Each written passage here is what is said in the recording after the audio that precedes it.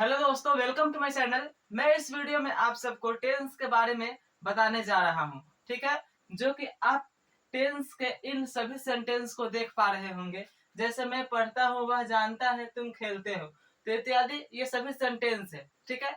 तो इन सभी सेंटेंस को किस टेंस में हम लोग रखते हैं उसको जानते हैं। तो देखिए, जिस हिंदी वाक्य क्रिया के अंत में ता हूं, ती है, ते ते हो इत्यादि रहता है, उसे सिंपल प्रेजेंट टेंस के अंतर्गत रखा जाता है। तो ये किसके अंतर्गत आएगा? ये सभी सेंटेंस किसके अंतर्गत है? तो सिंपल प्रेजेंट टेंस। चलिए हम यहाँ पर लिख देते हैं किसके। तो simple present tense, SIMPLE, simple present, ये क्या होगा? टेंस, सिंपल प्रेजेंट टेंस, ठीक है। ये सभी जो सेंटेंस है ये सभी सिंपल प्रेजेंट टेंस के अंतर्गत आएंगे। तो हम इसे इंग्लिश में ट्रांसलेट किस तरह से करेंगे उसी को इस वीडियो में सीखेंगे। तो देखिए, जैसे इन सभी सेंटेंस को इंग्लिश में ट्रांसलेट करने के लिए एक स्ट्रक्चर को फॉलो करना पड़ेगा, जो स्ट्रक्चर हमने यहाँ पर लिख रखा है। स्ट्रक्चर क्या है?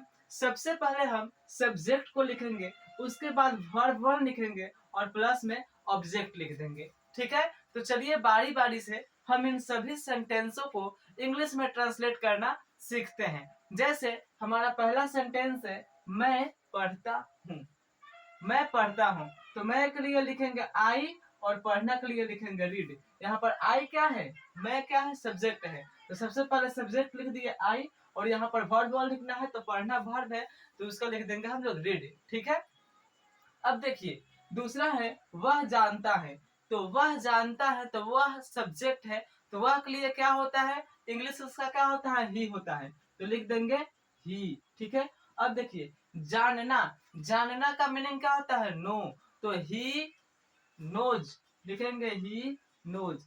अब आपके दिमाग में प्रश्न आया होगा कि यहाँ पर नोज क्यों लगाए? ये तो सिंगुलर सब्जेक्ट है, तो सिंगुलर सब्जेक्ट के साथ जो वर्ब लगता है वह सिंगुलर ही लगना चाहिए। तो आप सही सोच रहे हैं, लेकिन एक बात ध्यान रखिएगा कि जो वर्ब होता है वह हमेशा प्लूरल, वह हमेशा प्लूरल में होता है। किस में होता है? जो वर्ब होता है वह हमेशा प्लूरल में होता है। उसे सिंगुलर बनाने के लिए वर्ब में एस या एस को जोड़ते हैं। जैसे यदि हम बात करें ईट की, ईट क्या है? यह एक वर्ब है। ईट मतलब होता है खाना। तो यह जो ईट दिखाई दे रहा है यह प्लूरल में है, ठीक है, यह प्लूरल वर्ब है। जैसे यदि हम लिख दें यहाँ पर टॉक, ठीक है, टॉक यानी बात करना होता है, ये भी प्लूरल वर्ब है। जब हम इसे सिंगुलर में कन्वर्ट करेंगे तो इनमें एस या एस को ऐड करेंगे। जैसे हम इट में अगर एस जोड़ दिए तो यह सिंगुलर वर्ब हो जाएगा, टॉक में अगर हम एस जोड़ दिए तो यह सिंगुलर वर्ब हो जाएगा, ठीक है। उसी तरह से नो है, क्या है? नो, तो KNOW, नो जो है यह प्लूरल वर्ब है। यदि हम इसमें एस जोड़ देते हैं तो यह क्या हो जाएगा? सिंगुलर वर्ब हो जाएगा। इसीलिए ही जो है यह एक सिंगुलर सब्जेक्ट है, तो सिंगुलर सब्जेक्ट के साथ सिंगुलर वर्ब ही लगाना चाहिए। इसीलिए हमने यहाँ पर लिखा है ही नोज। चलिए आगे बिल्कुल समझ में आ जाएगा। जैसे यह है तुम खेलते हो, तुम क्या है? यह एक प्लूरल सब्जेक्ट है, तो तुम के लिए लिख देंगे हम यू, यू लिख दिए। अब देखिए, खेलना का माने क्या होता है? प्ले।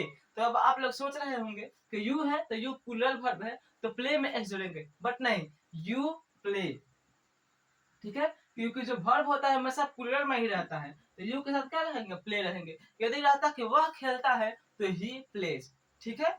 अब देखिए, 4 नंबर है हम लोग नाचते हैं, तो हम लोग के लिए क्या होता है? वी, ठीक है, और नाचने के लिए क्या होगा? डांस, ठीक है, तो लिख देंगे वी डांस, ठीक है। उसी तरह आप हंसते हैं, आप हंसते हैं, इसका इंग्लिश क्या होगा? आप लोग कमेंट बॉक्स में कमेंट करिए। मैं एक बार आप लोगों को फिर से वर्ब के बारे में बता देता हूँ कि जो वर्ब रहता है वह हमेशा किस में रहता है?